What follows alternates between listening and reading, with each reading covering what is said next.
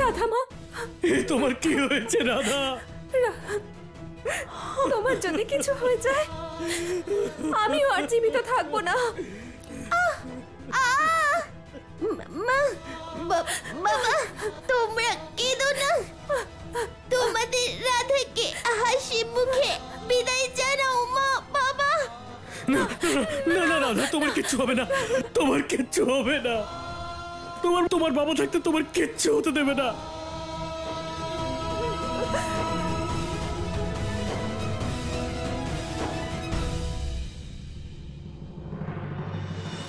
গুরুদেব গুরুদেব গুরুদেব, কিছু করুন গুরুদেব, আমার রাধাকে বাঁচান আপনি।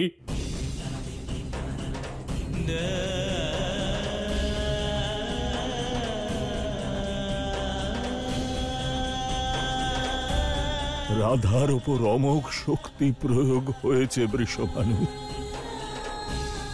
এখন শুধুমাত্র নারায়ণই কিছু করতে পারেন।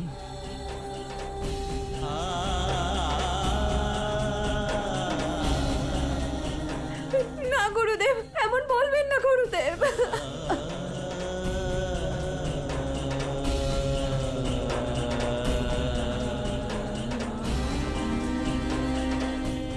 হে মাগো, আমি কখনো ভাবিনি যে আমার জীবনে এই দিনটিও দেখতে হবে। আমায় ক্ষমা করে দিন মা।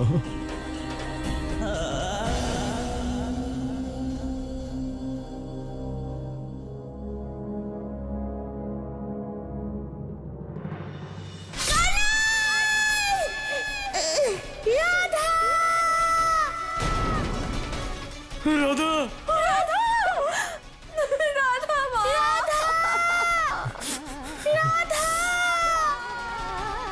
না না না রাধা, তুমি আমাদের ছেড়ে যেতে পারো না। রাধা রাধা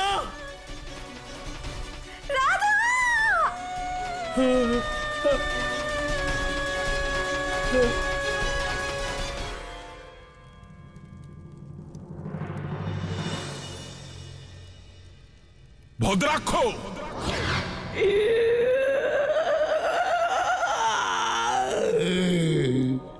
আজ্ঞা করুন ভগবান কংস। বৃন্দাবনে যাও আর গিয়ে দেখো যে কোনটা ছলনা আর কোনটা সত্য। ভগবান, কোনটা দুধ আর কোনটা জল সব এক্ষুনি পরিষ্কার হয়ে যাবে। আর এই ভদ্রাক্ষ তো রয়েছেই, দুধ থেকে দই আর দই থেকে মাখন তো হয়েই যাবে।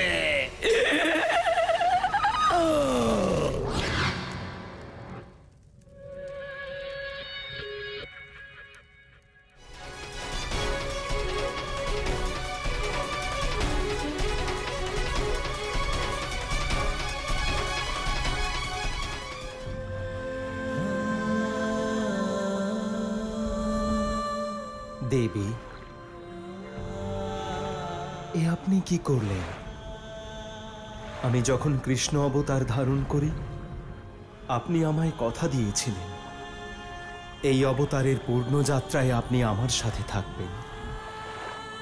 আমার প্রতিটা কর্মে আপনি আমার সহভাগী হবেন।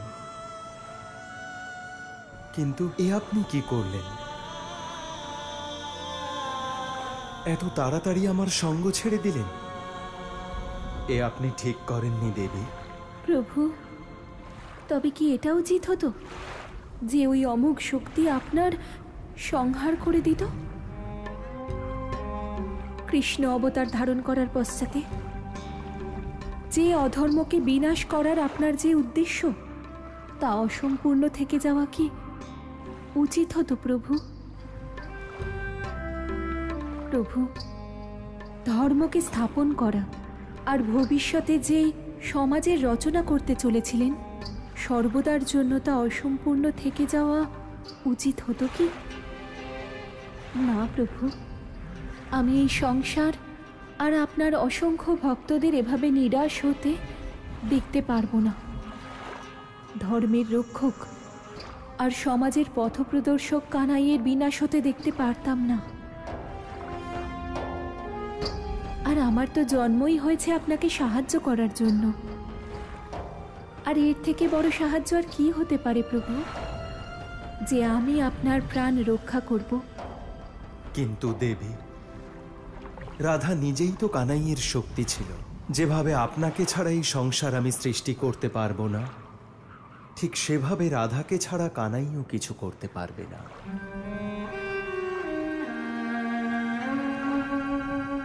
আমার সংকল্প, আমার কর্ম, আমার স্থাপনা,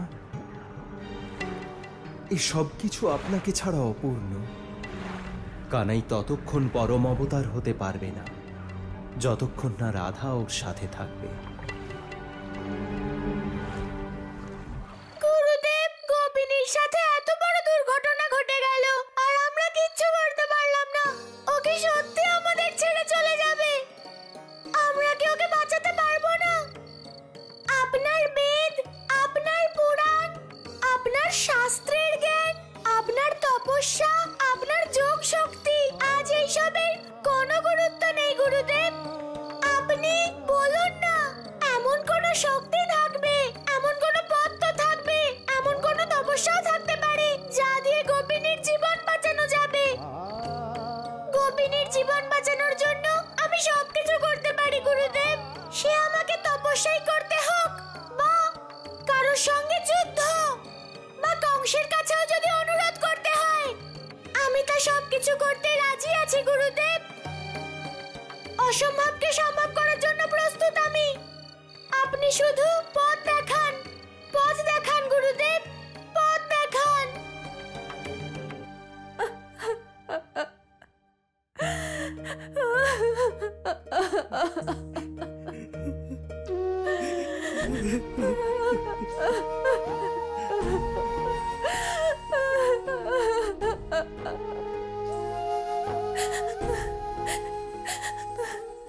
রাধা মা, ওঠ মা। কতক্ষণ এভাবে ঘুমিয়ে থাকবি? তোর কথা শোনার জন্য আমি কখন থেকে অপেক্ষা করে বসে আছি। উঠে পড়। আজ তোমার বাবাকে কিছু শেখাবে না? দেখো কতজন এসেছে, বলো না ওদেরকে যে তোমার বাবার কাছে 1 লক্ষ গাভী আছে। কিছু তো বলো রাধা, বলো না রাধা, বলো। ধৈর্য ধরো মিত্র।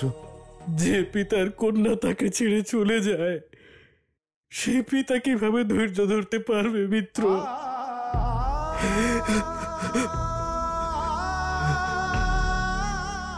মিত্র, তুমি রাধাকে বলো না যে ও যেন চোখ খোলে। ও তোমার কথা অমান্য করে না, বলো না মিত্র।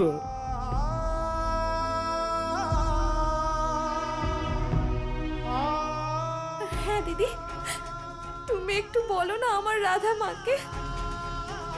কানাইয়ের মতো ও তোমার তৈরি মাখন খেতে খুব ভালোবাসে, আর রাধাকে মাখন খাওয়ালে ও উঠে পড়বে। দিদি একটু বলো না আমার রাধা মাকে।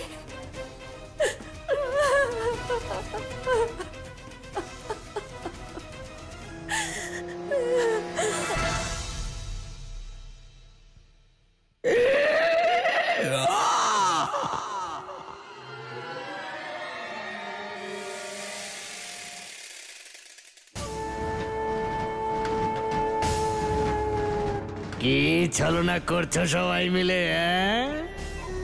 নন্দ রাজার ঘরে কান্না? আরে কে মারা গেল? আমাকেও তো শেষবারের জন্য দেখতে দাও।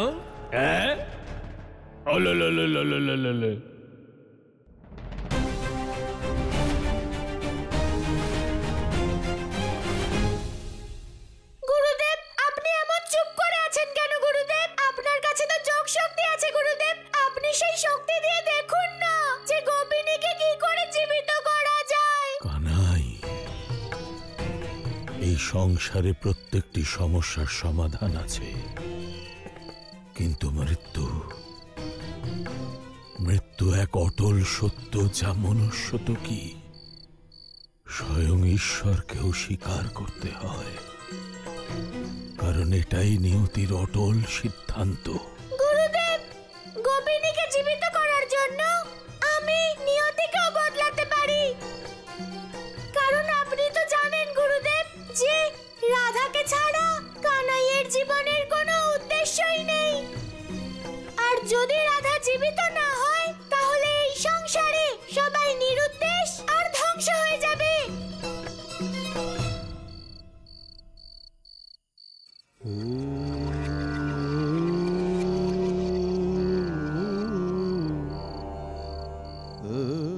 কানাই, তোমার প্রতিটি কথার সঙ্গে আমি একমত, কিন্তু এই সময় তোমায় সাহায্য করতে আমি অক্ষম। আমার কাছে কোনো মৃতকে পুনর্জীবিত করবার শক্তি নেই কানাই।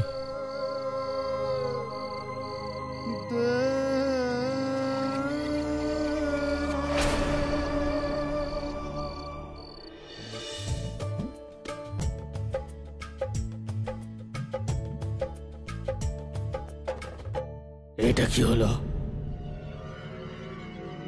বৃষভানুর কন্যা রাধা ও কি করে মারা গেল? নন্দরাজের পুত্র কানাইয়ের মারা যাওয়ার কথা ছিল, কিন্তু রাধা কি করে মারা গেল?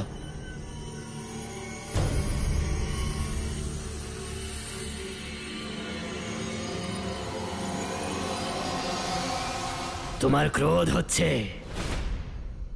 এটা তো হওয়ারই ছিল।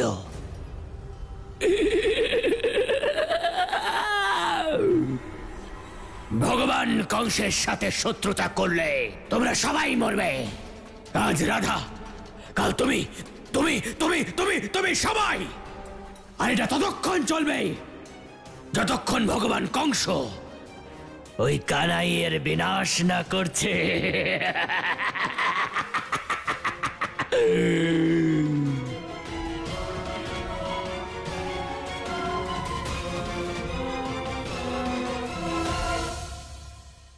এখানে আমরা সবাই শোকাহত। যদি ভালো চাও তো এখান থেকে চলে যাও।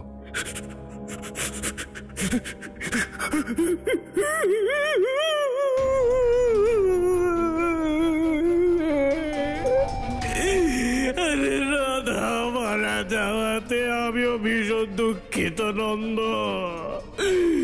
কিন্তু কেউ কি বা করবে?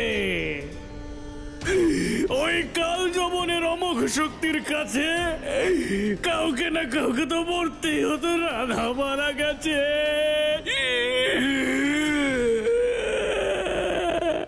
ভদ্রাক্ষ, চলে যাও এখান থেকে, তো না হলে কি নন্দ?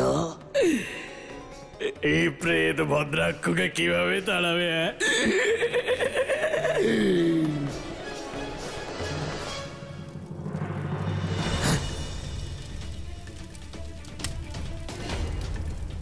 আরে আরে আরে, এই আগুন দূরে রাখো, আগুন দূরে রাখো, আগুন আগুন আমার থেকে দূরে রাখো নন্দ, না হলে কিন্তু আমি, না হলে ও আগুন দূরে রাখো। না হলে কি করবে তুমি? না হলে আমি এখান থেকে চলে যাব, আমি এখান থেকে চলে যাব। আমি আমার জীবনটাকে তো রক্ষা করবো নাকি? না হলে তোমাদের শেষ করতে এসে তোমরা আমাকে ছলনার সাথে শেষ করে দেবে।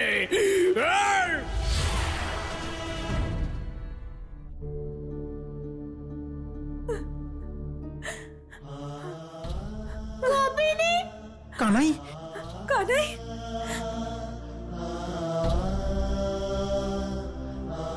দেখো না তোমার রাধার কি হয়ে গেছে। সারাদিন শুধু কানাই কানাই করে বেড়াতো, আর এখন একটাও কথা বলছে না। কানাই, তুমি বলো না কিছু। তোমার গলার আওয়াজ শুনে ও নিশ্চয়ই উঠে পড়বে। কাকি, যা হয়ে যাক না কেন, কিন্তু গোপিনীকে উঠতেই হবে। ও এইভাবে আমাদের ছেড়ে যেতে পারে না, যেতে পারে না, কখনো যেতে পারে না।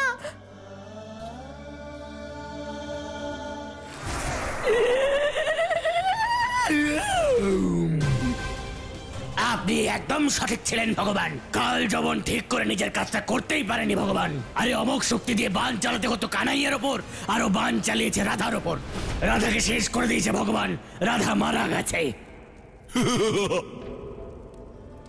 ও কাল জবন, শুনলে? খুব যে বীরত্ব দেখাতে এসেছিলে, কি লাভ হলো তোমার ওই অমোঘ অস্ত্র দিয়ে? ওই ছলনাকারী তোমার মতো বহুরূপী কেউ ছলনা করেছে। আমার সমস্ত অসুরদের মতো তোমার প্রয়াসও নিরর্থক হয়ে গেছে। ভগবান,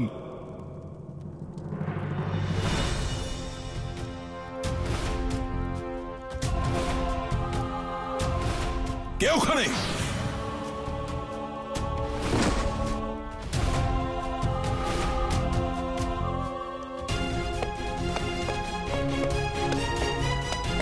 এ আবার কিরকম ছলনা?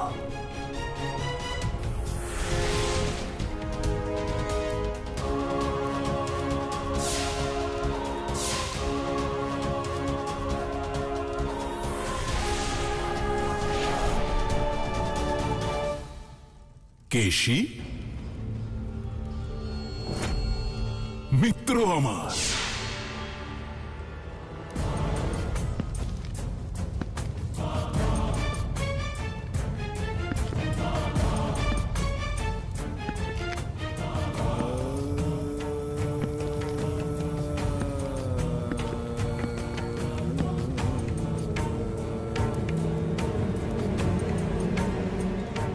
তুমি এখানে?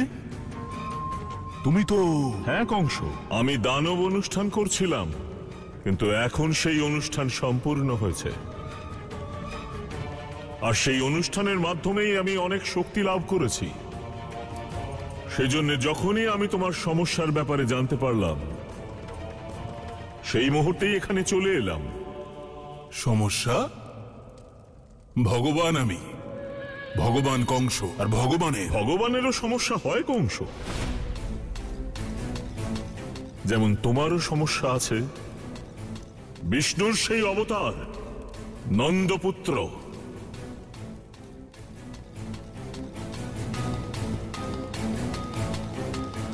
আচ্ছা, তাহলে তুমি সবকিছুই জানো। কাল যখন অসফল হবার পরেও তোমায় যে উপহার দিয়েছে কংস, তুমি তার কল্পনাও করতে পারছো না। কাল যবন?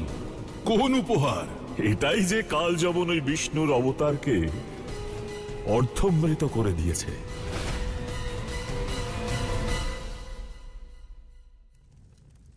আমি হেয়ালি পছন্দ করি না। স্পষ্ট করে বলো, কি বলতে চাও? তোমার স্মরণ আছে তো কংস, বিষ্ণুর পূর্ব অবতার অর্থাৎ রাম অবতারে লক্ষ্মী তার অর্ধাঙ্গিনী সীতা রূপে এই ধরিত্রীতে অবতীর্ণ হয়েছিলেন। ঠিক সেই প্রকারে ওই লক্ষ্মীরই অবতার রাধার রূপ নিয়ে এসেছে। অর্থাৎ কাল যবন যার উপর অস্ত্র নিক্ষেপ করেছে, সে ওই বিষ্ণুর অর্ধাঙ্গিনী লক্ষ্মী দেবী। হ্যাঁ কংস, আর আজ পর্যন্ত তোমার যত অসুরদের বিনাশ করেছে ওই কানাই, তাতে ওই বালিকা রাধার গুরুত্বপূর্ণ যোগদান আছে। তা সে নেত্রাসুরী হোক,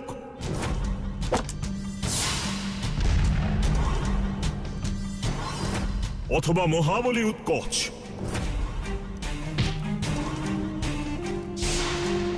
শুধু তাই নয় কংস, তোমার ওই দানব ভয়মাসুরকেও একা রাধাই মেরেছিল।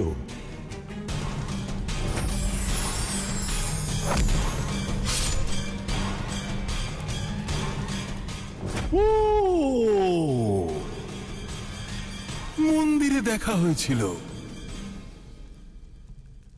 রাধা ওই বিষ্ণু অবতার কানাইয়ের অর্থ শক্তি। যদি সেই শক্তির বিনাশ ঘটে, তবে কানাইয়ের বিনাশও স্বয়ং ঘটবে।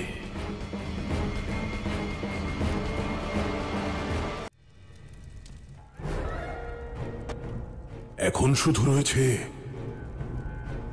কানাইয়ের অর্ধেক শক্তি, কিন্তু অর্ধ বিষ ততটাই প্রাণঘাতী হয় কংস। আর এটা ভুলো না কংস, ওই কানাই তার রাধাকে পুনর্জীবিত করবার আপ্রাণ চেষ্টা করবে।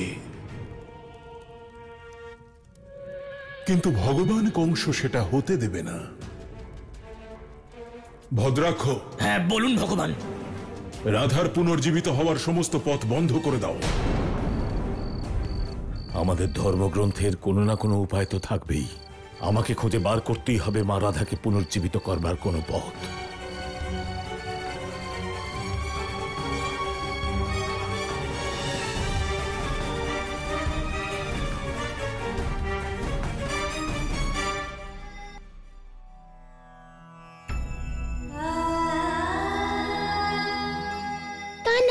সবাই মনে করে যে তোমার ভেতরে আসরিক শক্তি আছে, কিন্তু আমার মন বলে তোমার ভেতরে কোনো দৈব শক্তি আছে।